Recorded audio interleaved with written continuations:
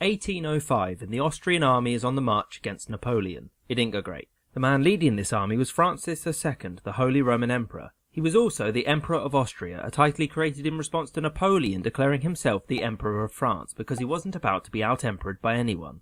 So, as far as empires go, the Austrian Empire was fairly run-of-the-mill. The Holy Roman Empire, however, was not so normal. It was comprised of hundreds of mostly German-speaking states who swore allegiance to an emperor. The most powerful state in the Holy Roman Empire was Austria, followed by Prussia, and both of these had territory inside and outside of the empire because it was complicated. Having been defeated by Napoleon, Francis gave up his title of Holy Roman Emperor, and the Holy Roman Empire itself was dissolved in 1806. Most of its former states, except notably Prussia and Austria, were brought into the Confederation of the Rhine, which was a French puppet state. The people that lived in these states were somewhat unhappy living under the dominance of France, and many quickly began to resent everything French. One way to counter French influence was to emphasise just how German they were.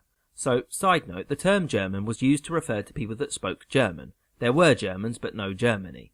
In some respects there was a sense of shared identity and culture, but Germans were also very divided by religion, economics and politics. So, long story short, after Napoleon had been defeated by the Russians, Prussia and Austria rose up against him, and by 1815 he had been firmly defeated. After Napoleon's defeat, the Congress of Vienna was called to establish and maintain a balance of power so that no country could become too powerful.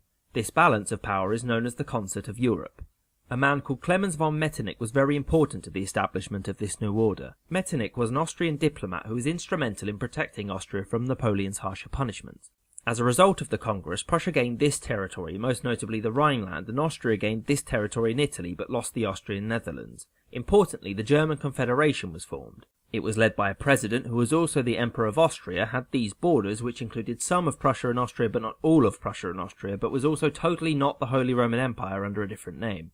The German Confederation was quite a loose alliance, and as such was seen as quite weak in comparison to other powers such as France and Russia. This led to some calls for political unification, which would help protect the smaller German states and prevent a repeat of Napoleon. Prussia was keen on the idea of German unification because it, being the largest German state, would be in charge. In 1819, Prussia formed the Zollverein, which was a customs and trading union which sought to make commerce between German states easier. This was not just an economic union. Austria was excluded from joining, which meant that there was no economic counterbalance to Prussia, and by 1848 the Zollverein looked like this. Throughout the early 19th century, liberal ideas were spreading throughout the continent, and the new middle class wanted reform, such as political representation and freedom of speech. In Austria, these calls for reform had been repressed by Metternich via censorship and prosecution. The cries for reform continued to grow, and in 1848 riots broke out across the German Confederation and Austria. In Austria, the reforms were short-lived, but Metternich was forced to resign and fled to Britain. Riots in Berlin were suppressed by Prince Wilhelm of Prussia via cannons, which earned him the nickname the Prince of Grapeshot.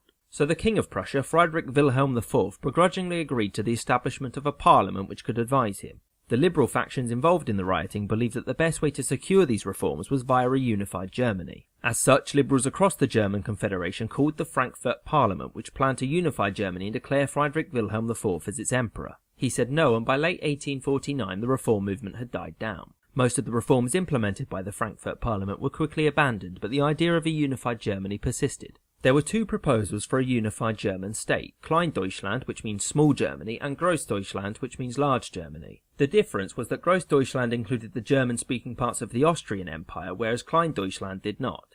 This idea of a shared ethnic, cultural and linguistic heritage or destination is an important part of nationalism. For more homogeneous places like Germany or Italy, nationalism was a uniting factor. For ethnically diverse empires such as Russia or Austria, it was a destabilizing force. For example, in Austria, the Hungarians attempted to break away in 1848, but this was prevented due to intervention from the Russians. The Austrians were opposed to a unified Germany, which they weren't in charge of. Austria wasn't the only opponent of a unified Germany. France and Russia were quite nervous about the idea as well. Austria was able to rely on Russian pressure to dissuade the Prussians from pursuing Kleindeutschland and maintain the German Confederation. Russian support for Austria ended in 1854 when Austria refused to help Russia in the Crimean War against Britain, France and the Ottoman Empire. A few years later, Austria was defeated by France and Sardinia and thus lost this territory in northern Italy. Whilst Austria was weakening, Prussia found itself gaining strength. Prussia was rapidly industrializing, had access to a great amount of natural resources such as coal, and was a major producer of iron. The Zollverein also allowed Prussia to export these products, and its economy grew in strength. So in 1861, Friedrich Wilhelm died and was succeeded by his brother, Wilhelm I, the aforementioned Prince of Grapeshot. The next year, he appointed a man called Otto von Bismarck as the Minister-President of Prussia. Bismarck was a very gifted statesman and firmly opposed to the liberal forces in Prussia. He sought to unify the northern German states, remove Austria from the German Confederation, and strengthen the position and prestige of the Prussian king. One of the first things that Bismarck did was to modernise and increase the size of the Prussian military in case his plans led to war. They did. The first broke out in 1864 after Denmark had declared that both Schleswig and Holstein were Danish territory. Holstein was in the German Confederation, and in retaliation Prussia and Austria declared war on Denmark, which they quickly won. So, Prussia received Schleswig and Austria received Holstein. Austria was unhappy with the results of the war because the new territories were part of the Zollverein and Austria needed to travel through Prussian territory to get to its own. Bismarck knew that this arrangement would lead to war with Austria and so made sure that the other European nations stayed out of it. He made a defensive pact with the newly unified Kingdom of Italy on the condition that Italy would gain veto from Austria. He was also supportive of French and Russian ambitions to keep them neutral.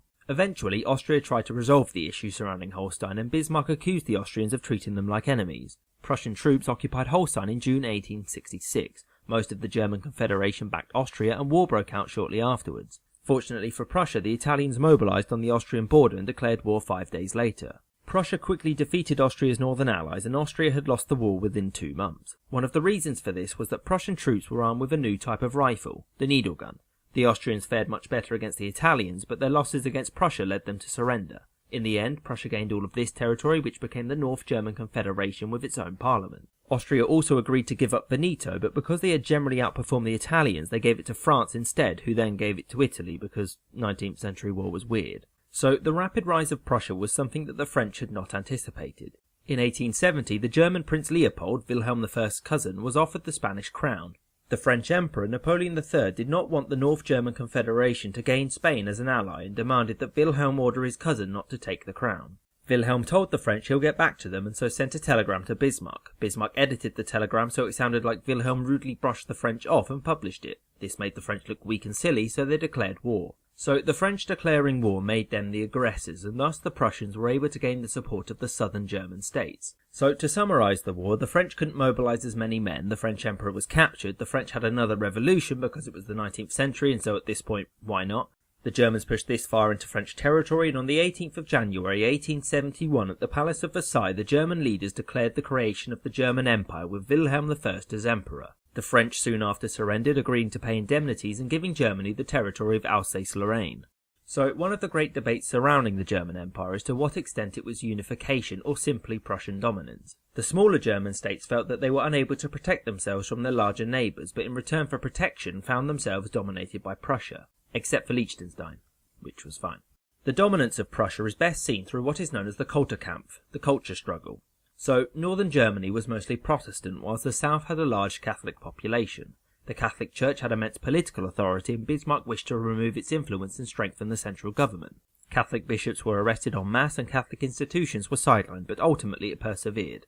A unified Germany quickly became a great power. Bismarck negotiated an alliance with the Austro-Hungarian Empire and managed to secure some African colonies by calling the Berlin Conference with the other European powers. It experienced a population boom alongside rapid industrialization and urbanization, and also became a global centre of science. Wilhelm I died in 1888. He was replaced by Friedrich III, who died 99 days later, and he was followed by Wilhelm II.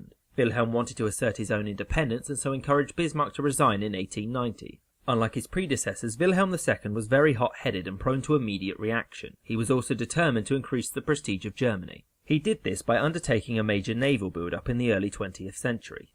This upset Britain.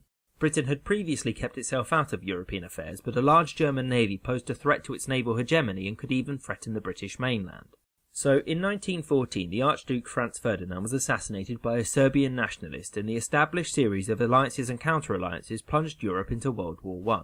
Long story short, Germany was unable to break the stalemate that formed, its allies collapsed, and a British blockade meant that a major food shortage occurred. War fatigue and hunger led many to protest and eventually revolt. Revolt became full-on revolution, and Wilhelm abdicated on the 9th of November 1918. A republic was declared, which soon after accepted the terms of the Treaty of Versailles, which ultimately led to the conditions which precipitated the rise of the Nazi Party. In conclusion, it's hard to overstate the effect of German unification. The rise of Prussia ended Austria's dominance over Central Europe and ushered in the end of the balance of power established at the end of the Napoleonic Wars.